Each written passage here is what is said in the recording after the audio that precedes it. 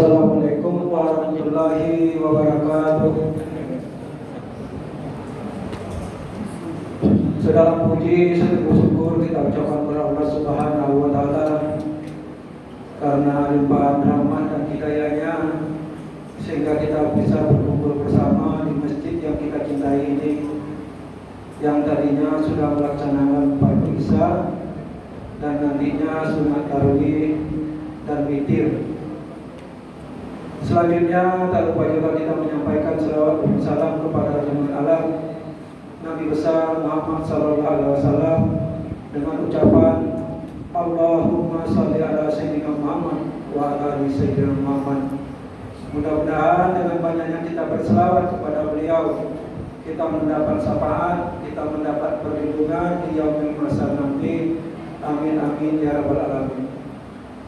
Bapak-bapak, kaum muslimin muslimat yang berbahagia, pada malam ini Ustadz yang akan menyampaikan santapan rohani Ramadan kepada kita yaitu Ustadz Arisman Arianto Esos dari Semejerin. Judul santapan rohani Ramadan beliau yang sudah ditetapkan oleh P2A yaitu sifat tamak. Jadi kepada Ustadz kami persilakan, waktu dan tempat dipersilakan. Terima kasih.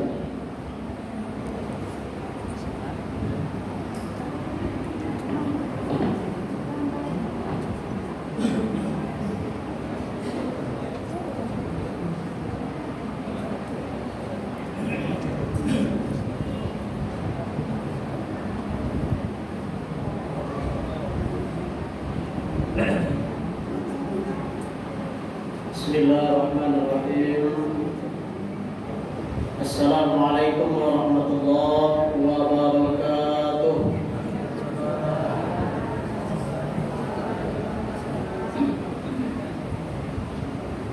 Alhamdulillahirabbil alamin. Alladzi arsala rasulahu bil huda wa dinil haqq liyudhhirahu 'ala ad-din kullihi wa kafa billahi shahida. Asyhadu an la ilaha illallah wahdahu la syarika lah wa asyhadu anna Muhammadan 'abduhu wa rasuluh la nabiyya ba'dahu. Allahumma shalli wa sallim wa barik ala Muhammadin wa ala alihi wa ashabihi wa man tabi'ahum bi ihsan ila yaumiddin.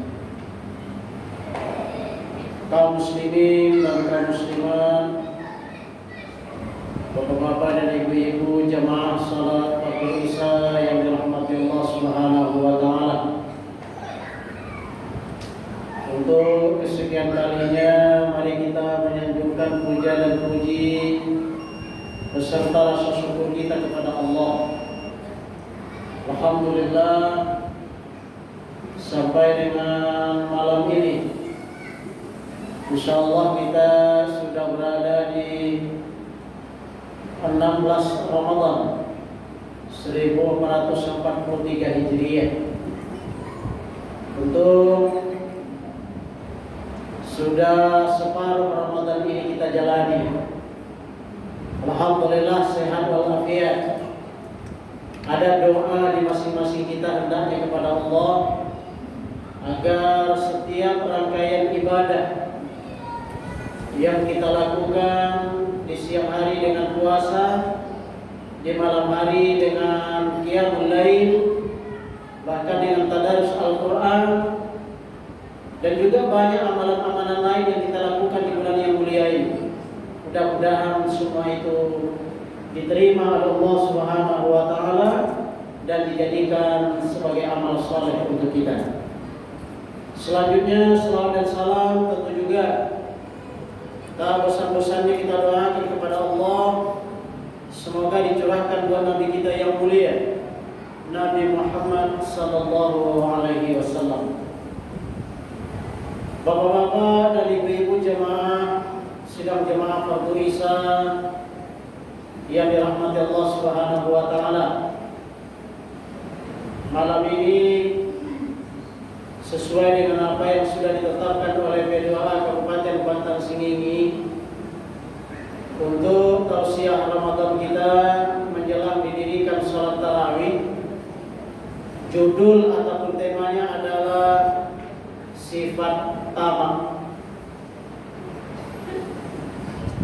Dan ada kalau bahasa apanya stressing, penekanannya di dalam judul itu dibuat oleh P2A Kabupaten itu dalam kurungnya Pak, merubah patok tanah. Nah itu kalau tak salah kami ya, di dalam list yang sudah diedarkan melalui masjid, melalui mubalik yang tergabung di dalam P2A tersebut. Nah bapak-bapak dan ibu-ibu jamaah yang dimuliakan Allah Subhanahu wa Ta'ala, kita sebagai seorang muslim yang tentunya punya keyakinan perintah dari Allah Subhanahu wa Ta'ala itu pada dasarnya adalah kebaikan untuk kita. Dan jika perintah itu kita kerjakan, maka pada prinsipnya kita sudah berbuat baik, baik untuk diri kita sendiri, baik untuk orang lain, dan baik untuk Allah Subhanahu wa Ta'ala. Sebaliknya, kita juga punya keyakinan bahwa yang namanya larangan itu tentu ada keburukan di dalamnya. Ketika kita menjauhi larangan, pada prinsipnya kita menjauhi keburukan. Tetapi kalau toh kita melanggar larangan, balandunya masalah lawan, maka tentu pada prinsipnya kita melakukan keburukan. Nah pada malam hari ini ada sebuah sifat yang ini merupakan sifat terlarang di dalam agama. Itulah yang kita sebut dengan tamak. Tamak itu kalau dibawa ke bahasa kita Bapak dengan Ibu, ada orang menyebut namanya kau, ada juga orang menyebut lobo. Nah, macam-macam lah ya padanan katanya. Tapi pada dasarnya Bapak dengan Ibu jemaah yang dimuliakan Allah Subhanahu wa Ta'ala, sifat tamak itu sesuatu yang terlarang di dalam agama, yang Allah memerintahkan kita untuk menjauhinya. Dan ini merupakan salah satu dari sekian banyak penyakit hati yang melekat di diri manusia. Ada yang namanya penyakit hati itu iri, ada namanya penyakit hati itu dengki, ada namanya mungkin uzon, baburuk sanggo. Banyak bentuk penyakit hati, hasad, dan salah satu penyakit hati itu adalah tamak. Tamak ini Bapak dan Ibu jemaah yang dimuliakan Allah Subhanahu wa Ta'ala, dari sisi pengertian ini kadang-kadang jawab langsung Pak, tapi merangkai dalam kata-kata itu rumit. Nah, ini paham awaknya apa yang dimaksud tamak itu, apa yang dimaksud rakus itu, apa yang dimaksud serakah itu tahu dia awak. Tapi merangkainya menjadi sebuah kalimat kadang susah. Nah, Bapak dan Ibu jemaah yang dimuliakan Allah Subhanahu wa Ta'ala, di dalam Al-Quran surat Al-A'raf Allah Subhanahu wa Ta'ala berfirman, Bismillahirrahmanirrahim, wa la tufsidu fil ard islahiha wa ad'uhu khawfan wa tama'an. Berdoalah kepada Allah, kata Allah Subhanahu wa Ta'ala, wala tufsidu fil ard, jangan engkau berbuat kerusakan di bumi. Kemudian islahiha wa ad'uhu khaufan wa tama'an. Allah perintahkan berdoalah kepada Allah dengan rasa takut, khauf wa tama'an. Nah, itu kan tamak. Kalau akar bahasanya Pak, akar kalimatnya tama, tama'a. Tama'a dalam ayat ini artinya penuh harap. Jadi kalau berdoa ke Tuhan itu dengan rasa takut dan penuh harap kan gitu kan? Itu nasihat-nasihat ustaz, nasihat-nasihat ulama kepada kita. Namun dalam konteks pengertian tamak yang berupa sifat terlarang, itu maknanya para ulama mengingatkan kita, tamak itu hati yang rakus, hati yang selalu berharap lebih dari perkara dunia tanpa memperdulikan perkara halal dan haram sehingga merusak agamanya. Jadi hati yang rakus, hati yang serakah, hati yang penuh harap tentang perkara dunia. Tentang perkara dunia kita, yang itu menyebabkan kita tidak memperdulikan halal dan haram dalam agama. Inilah yang dimaksud tamak. Nah, Bapak Ibu jemaah yang dimuliakan Allah Subhanahu wa taala, penyakit tamak ini sebuah penyakit yang sangat-sangat berbahaya. Penyampang ada di diri kita, penyampang ada di dalam hati kita, Bapak dengan Ibu. Inilah sebuah penyakit. Berdoa kita selalu kepada Allah Subhanahu wa taala agar disembuhkan. Kalau Tuhan lain tidak ada, berdoa juga ke Tuhan supaya jangan didokekkan. Kalau perlu dijauhkan dari awal. Kenapa bahayanya? Bahaya penyakit tamak ini kata Rasulullah SAW di dalam hadis beliau, mazinban ja'ian, dua serigala yang lapar, ursila fi ghanam, dua anjing atau dua serigala yang lapar yang dilepaskan ke tengah-tengah kelompok domba, ke kelompok kambing. Kalau serigala, kalau anjing yang lapar itu dilepaskan ke tengah gerombolan kambing atau domba, kata Rasulullah, bi afsadalaha min hirsil mar alal mali wa syarafi lidini. Itu kerusakan yang ditimbulkan oleh serigala tadi, Pak, oleh anjing tadi, itu ada seberapa orang. Nah, padahal bisa dibayangkan Pak, binatang yang ninyo tahu ya kan, kambing itu makanan serigala. Serigala dalam kondisi lapar. Kini kalau pekan ninyo diawak ke situ. Anaknya macam apa mana tu kambing dan domba tu. Anda terbayang dapat bentuk, kan? Tetapi kata Rasulullah, itu belum seberapa kerusakannya dibandingkan sifat tamak manusia terhadap harta dan kedudukan yang merusak agama. Bukan mudah bahayanya tamak. Nah, Bapak Ibu jemaah yang dimuliakan Allah Subhanahu wa taala, ada dua hal yang selalu menjadi faktor penggoda tamak, serakah, lobo atau kau tadi itu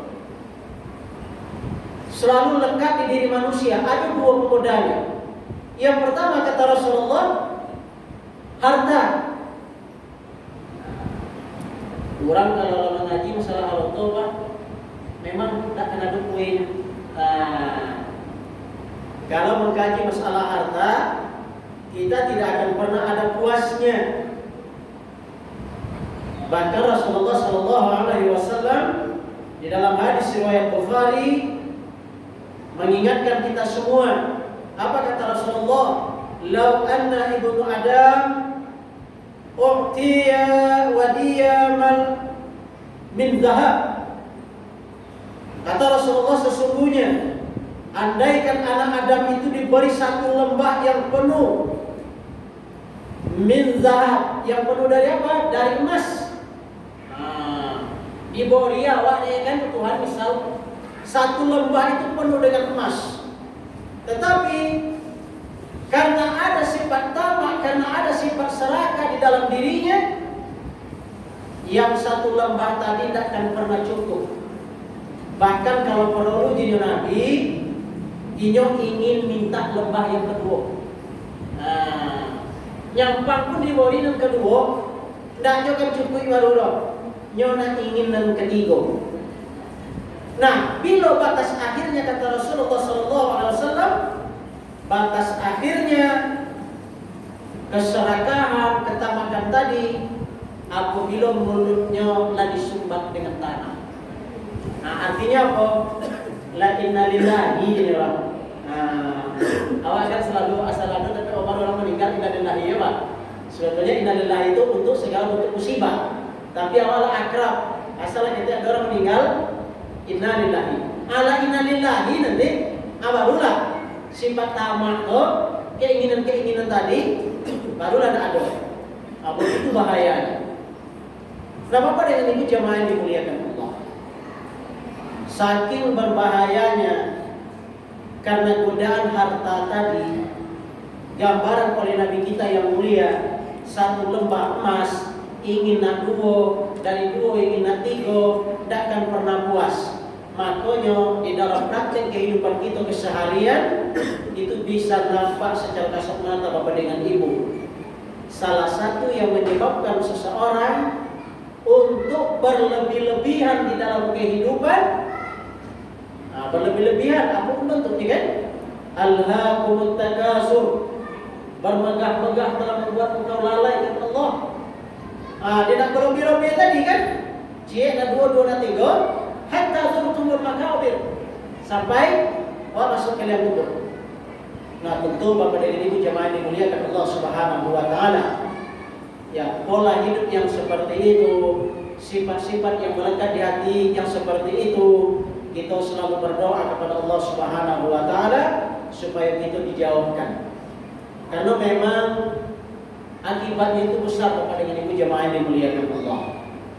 Orang-orang yang ada sifat tamak di dalam dirinya, satu akibat yang bisa kita lihat itu tidak akan pernah puas terhadap apa yang sudah dimiliki. Lajole itu tidak akan pernah puas. Kalau jadi orang dulu Pak, kalau ia bakar itu, kan? Kalau ia mau berjalan, nak bakar itu. Laila bakar itu nya, nak Honda. Kalau Honda nak motor. Lalu dapat motor, cie nak dua. Dari dua nak tiga. Seperti itulah. Tidak terbendung keinginannya jadinya kan? Bukan Islam melarang manusia kaya, dah. Aja salah artikan. Kita tidak dilarang untuk kaya, silakan. Tetapi ya pada prinsipnya keinginan tadi kita yang kendalikan. Jangan sampai kita yang dikendalikan oleh keinginan tadi. Jadi ini akibat yang pertama. Kemudian yang kedua, akan melakukan segala cara. Itu tadi kan, halal haram dalam agama itu tadi kaji deh. Yang penting mulia, yang penting dapat. Perkara halal dan haram nanti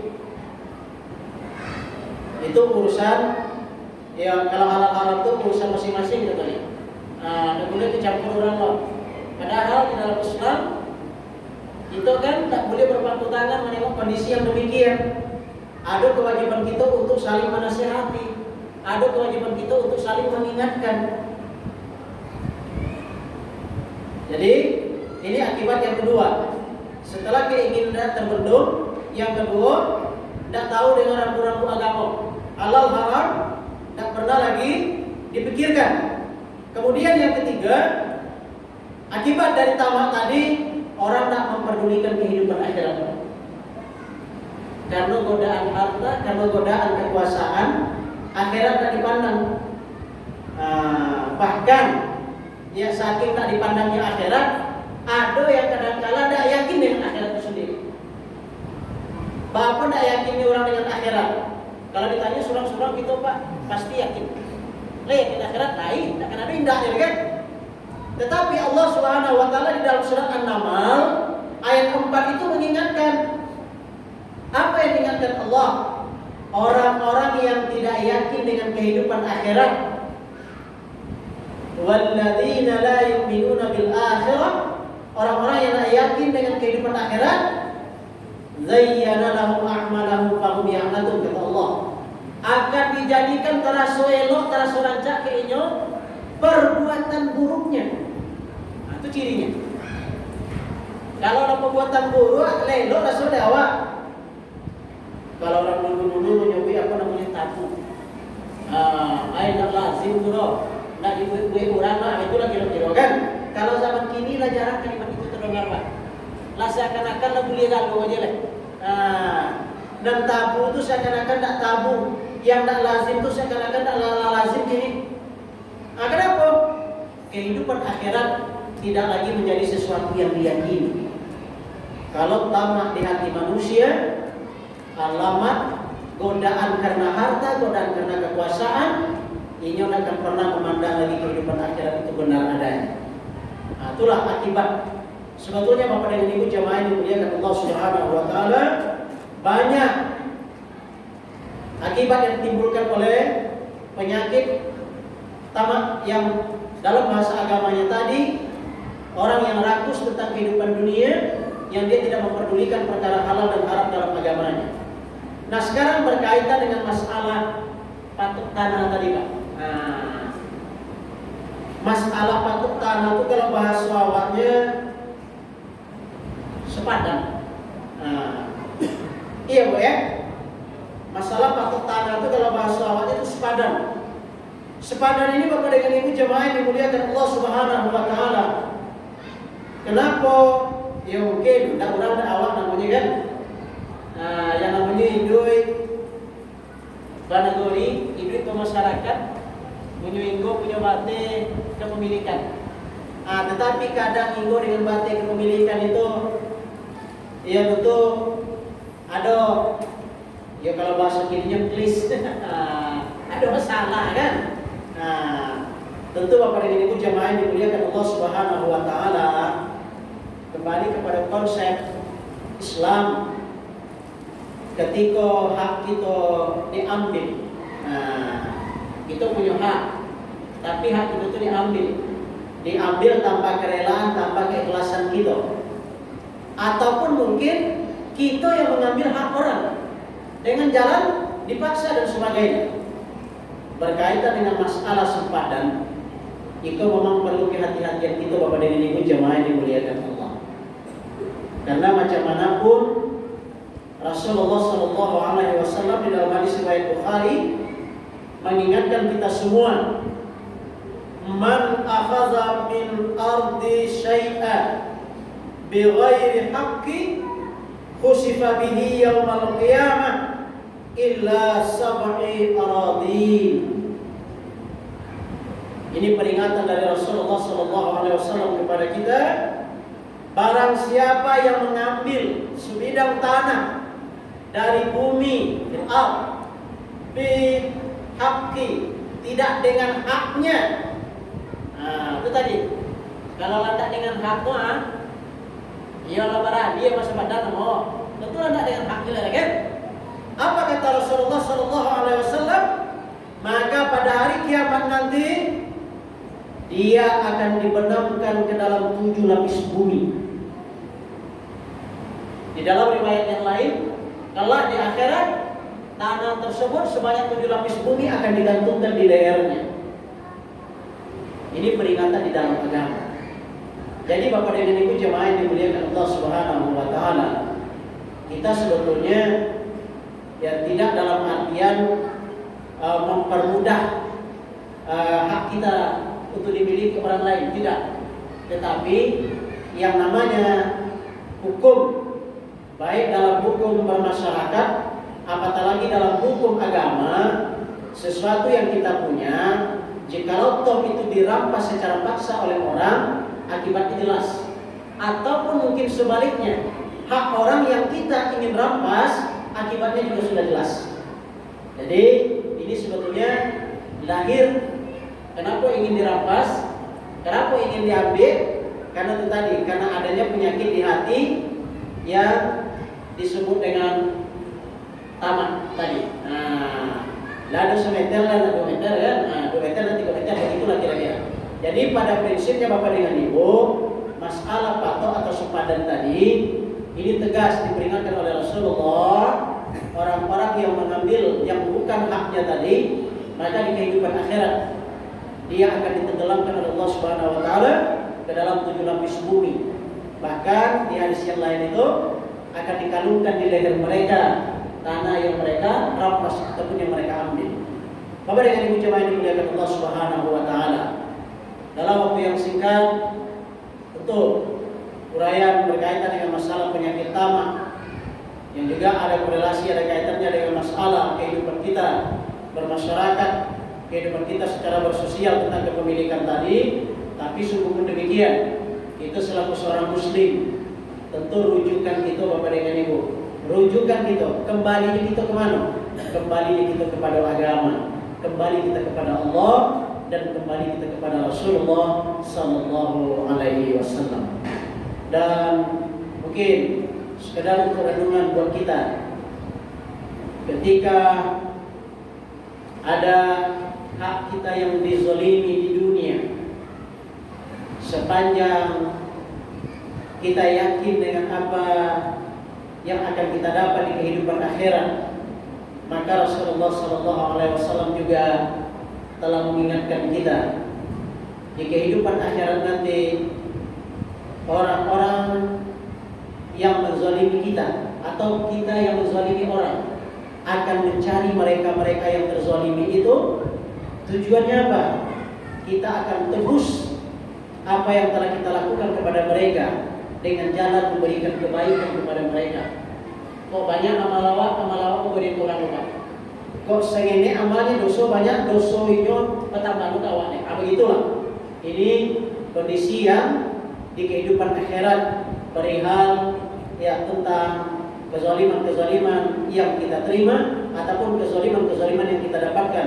Pada dasarnya semuanya itu akan memiliki akibat yang jelas. Mudah-mudahan kita semua diberikan kekuatan oleh Allah Subhanahu wa taala, dijauhkan dari sifat tamak, dari sifat serakah tadi, dan juga diberikan kita kemudahan di dalam kehidupan dunia sehingga hubungan ukhuwah kita di antara sama tetangga yang bersepadan, yang bertambah batas dan sebagainya tadi ya senantiasa terjalin dengan baik. Mohon diperbanyak maaf. Wabillahi taufiq wal hidayah. Assalamualaikum warahmatullahi wabarakatuh.